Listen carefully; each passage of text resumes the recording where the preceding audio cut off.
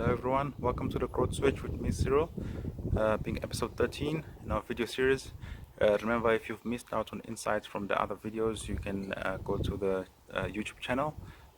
These insights are also available on my website, cyrilmadiba.com, on the Code Switch tab.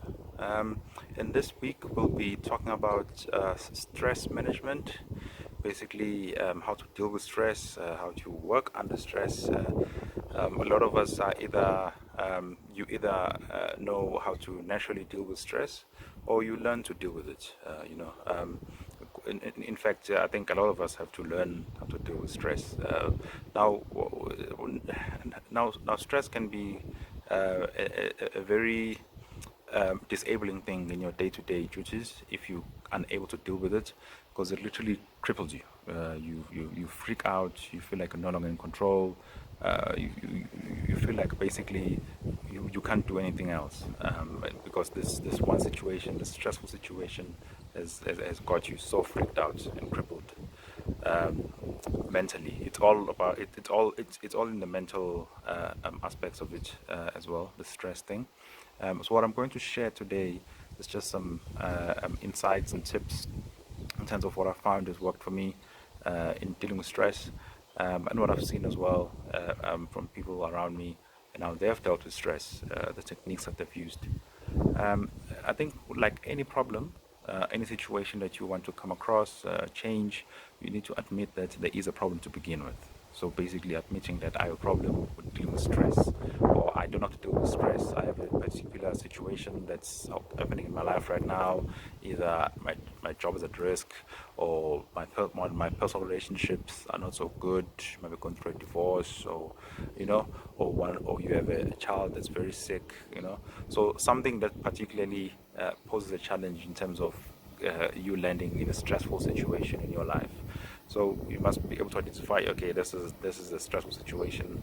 You must understand as well whether it's in your personal life or it's in your workplace.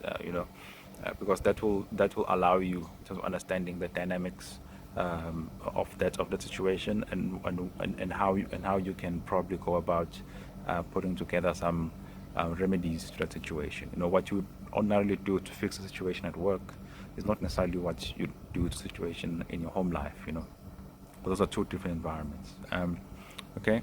Now you need to also, in any stressful situation. This is something someone senior and wise shared with me a few years ago, when I was basically, what had happened was, in my division, our jobs were being moved to India, and I couldn't move to India with the job, because obviously my life is here, my family's here. I can't just up and leave. And also, I wasn't too keen on living in India to begin with. So that left me in a predicament where, as time went by, I was going to be without a job, and I needed to find a new job. And that was a stressful situation for me, my wife.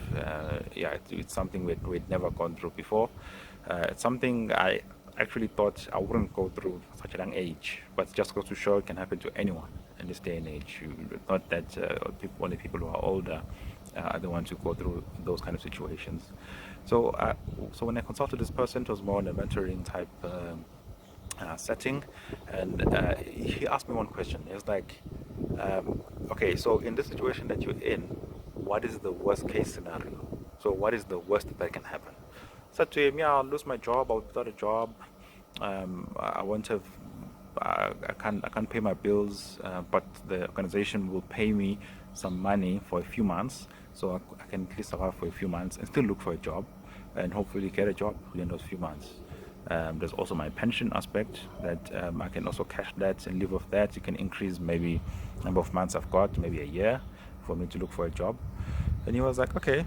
And if it did come to that situation, would you really be that disadvantaged? Would you really be in that terrible situation? And I thought about it, and I was like, actually, I wouldn't. Yes, I wouldn't have a job, but I'll still be able to put food on the table through these other means that I'd mentioned to him. So basically, that's what you need to think about with any stressful situation, because it allows you as well to calm yourself down a bit and be able. And when you calmer, you tend to think a lot better. in terms of your problem solving and so on and so forth. So if you think of your worst case scenario, and if your worst case scenario is a livable or acceptable scenario, so it's not the best case, but if that's your worst case, you're willing to accept it, then you probably shouldn't be stressing about that thing, right? Um, I'm not saying don't stress at all because you still need to fix it, but perhaps your level of stress versus the worst case scenario, you just need to look at that link.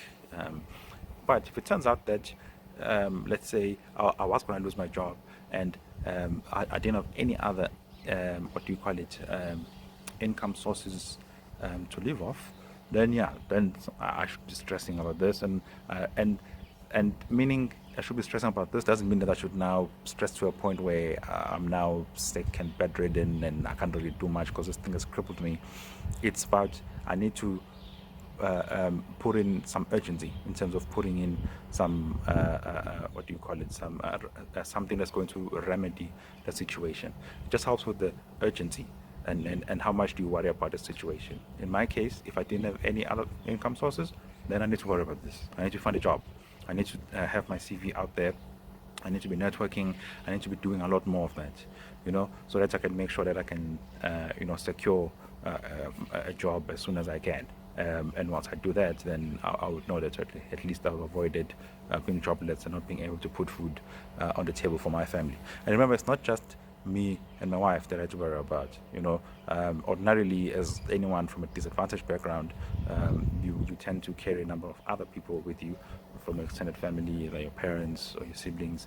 And for me, it's the same, right? So you think about all of these people. That if I suffer, in a way, they would suffer. There's going to be a rippling effect of some sort. Okay. And you need to know when you need professional assistance, right? So if you face a situation and let's say it's a worst case scenario, you you don't know how to deal with this, because once it is the worst case scenario, you will really be at a disadvantage. And you must know when you have the means to remedy that and where that stops and where you now need someone who can assist you. Let's say it's COVID-19, you're in financial trouble, right? Your company, it can't work because we're not at the level of lockdown where your company is allowed to work, and your company has a policy no work, no pay, meaning you are not getting paid, and you have bills to pay. Maybe you have your rent, transport, food, all your basic day-to-day stuff that you need to pay, and you might find that now you start to get into trouble, right, with your creditors, the people that you owe, and you need to perhaps get more professional assistance from maybe like debt counselors and the likes, who might help you to perhaps reach a deal with these creditors, a payment plan that's going to work for you. You might need some professional advice in terms of how you deal with this. Yeah, so you must know when you need that, right? For me, in my search for a job, I had to speak with a lot of people in recruitment, tell them about my situation and where I'm trying to get to. And there's a lot of people who actually worked with me, tried to basically help me get there. And eventually I got there, because I used multiple avenues. I was looking for jobs myself. I was using recruiters to look for jobs. Fortunately, one of those avenues came through for me. Right? So know when you need professional support. There is no shame in knowing when you need professional support, because a problem shared is a problem solved, right? Let me repeat that. A problem shared is a problem solved. You, because of the knowledge you've got, the experience you've got, you know a certain number of avenues to solve the problem, but you are limited to what you know. If you share it with someone else, you then add those number of avenues, because they might have an additional experience or different experience to yours in terms of how to solve a certain problem. So a problem shared is a problem solved. That goes for any problem that you've got, really, right? But you must be careful who you're sharing it with, right? Because you must share it with people who want to help you, not people who are gonna turn around and make fun of you. We want people who are going to help you. So you must make sure you share it with the right person. Okay. Now, also know when you need assistance from someone close to you, so your family, friends, Don't be shy about that. Obviously, again, with friends and family, there's some who want to see you win, some who don't want to see you win. So you're making sure that you're sharing with the right people, people who are going to try and help you, find a solution and help you in terms of alleviating your stress, right? Okay. Like I said earlier, every problem has a solution. Problem shared is a problem solved. But here's the thing: the solution to that problem, you might not always be keen to it. Like, for example, let's say that person where your company says your company says no work, no pay. You've got bills, you've got rent, and it gets to a point where you really can't pay, just say your rent and your food and whatever, and you're not living at home, meaning where your folks live and where you grew up. And some people take the decision, okay, you know what, I'm going to move back home, live back with my parents, and yeah, I'll then from there work at, coming back up and basically starting afresh, But some people might be like, oh no, I can't do that. One of my friends gonna say, what are people gonna say now? I'm gonna look like a failure, so on and so forth. So the solution tends to be there, but it's whether or not people are keen on it, and that's a whole different discussion then. Because if the solutions are there and it's a matter of pride and you're not keen on them, then that's a whole different discussion. Okay, you must know your stress triggers and stay away from them. Right? By stress triggers, I mean, what are the situations that you tend to get in that leave you stressed? Like, for example, when people get into debt, for example, and they find that they can't keep up with their payments, and ultimately they get stressed by the fact that they can't pay their debt, so those are the kind of situations that you should probably avoid, right? If you know that when you take debt, you can't necessarily deal with stress of having to make those payments, keeping up, and all of that, then something you should probably avoid. Try buy things cash if you can, okay, or maybe limit the amount of debt that you take. Right? Don't take millions and millions. Maybe take a few tens of thousands. Okay, relationships also. Lots of people suffer from stress because of relationships. It's either the type of people that you're in a relationship with, or maybe your expectations from people, or all of that tends to contribute to your relationship stress. Maybe your relationships have got too much drama. Know what to avoid in terms of which people not to get into relationships with. Now these are romantic, friends, everything. Know what to avoid and what not to. There's other aspects as well. In terms of the stress triggers, which should identify that if I get into this position, I know very well chances are down the line it will stress me. Stay away from that. Okay. You must organize your life, right? You can go back to the time management topic we spoke about in episode 12, where you basically just use your time management skills to organize your life, and that will contribute to reducing your stress levels. If you know what you're doing when, that's going to help you there. So that's another contributor in terms of managing your stress levels. And remember, you sometimes it could be just a matter of taking time off and relaxing and getting your mind to unwind from a lot of things, right? So we tend to, on a day, be on the hustle. We're doing quite a lot. You at work, you get home, you also do things as well, and you don't necessarily find time to, relax, and times that also contributes to your stress, fatigue, burnout. Those things exist, right? And those things need to be taken seriously. I know people have ended up in hospitals because of these things. Taking time off is also a key contributor in terms of managing your stress and anxiety levels. And the last thing I want to mention is there's this model when it comes to stress management where you practice the 4 A's, right?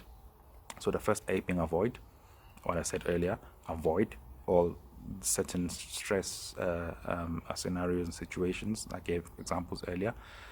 Alter, meaning you do something to change your environment, So in my earlier example where I said I was in a situation where I almost lost, where basically I lost my job. It was a matter of months where I was going to be out of income, I could have, spoken to my employer at the time and say, listen, can you perhaps keep me for another month? I can maybe help out another team here if it allows, so basically with Alter you do something to try and change your situation.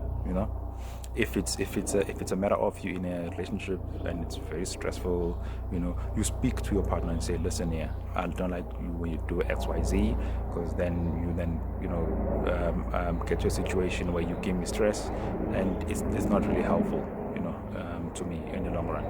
Okay, adapt, meaning you are in that situation and things are not necessarily going to change, so you have to somehow change to adapt, right? So perhaps I'll make an example. Right now with lockdown, there's lots of people having to work from home, people having to study online, so if you don't adapt to this kind of environment, you realize that you're going to get stressed, right? If you keep trying to fight what's going on, better adapt, learn online, work from home.